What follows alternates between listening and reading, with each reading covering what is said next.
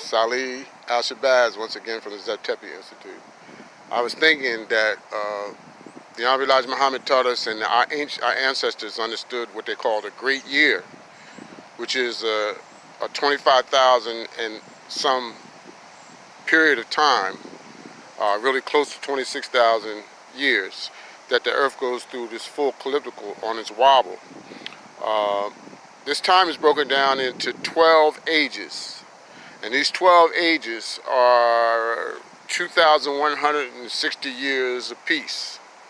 And during these 12 ages, because of the relationship of our earth and its poles with the pole star, there's influence on our electromagnetic field that comes to bear in our development, in our mindset, in our consciousness, and therefore in our culture, and you can see it manifest in our history. This is an important feature because if you understand where you're at in time, the Honorable Elijah Muhammad used to teach his ministers to be able to look at the scripture and understand what characters in the terms of the prophet and what settings in terms of the stories that are there relate to the time that we're in.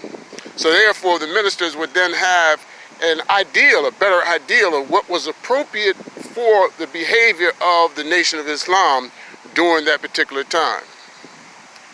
It is very, very important to get past the ignorance of this dispensation of time and be able to go back to something more ancient systems, because they had it right. And they had it right as evidenced by the fact that their societies last way longer than any of the ones that we got right now. Egypt, there are some people that talk about 3,000 or 4,000 year BC period that exists, but the truth is the Sphinx is probably over 50,000 years old. So this means that the civilization in Egypt was one that saw a different kind of territory at the time. It wasn't deserts like it is now. Places that there are deserts now weren't always deserts. Places where there are oases and plush greenery wasn't always those places. The Earth's atmosphere has changed because over this 25,000 year period that the Earth is moving and all these changes it goes through, there's something called continental drift.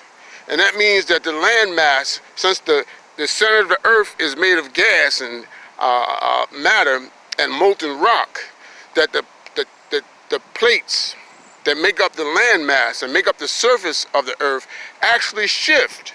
And science now look at our beaches and all those kinds of things because they realize that this continental drift is causing the contour of certain areas, where the water levels are at, the poles, all these different things are affected by the time.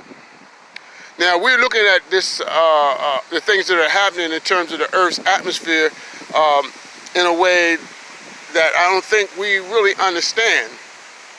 Of course, science has now been able to show that the Earth is warming. But it also can go back in time and see where this has happened before. And yes, there was destruction of civilization. I mean, the Earth is much older than we estimate, and there's been way more societies than the ones that we give credit to that are pre-history, or what we call the last beyond this dispensation. We hear stories about Atlantis and Lemuria. These are continents that are supposedly lost due to continental drift.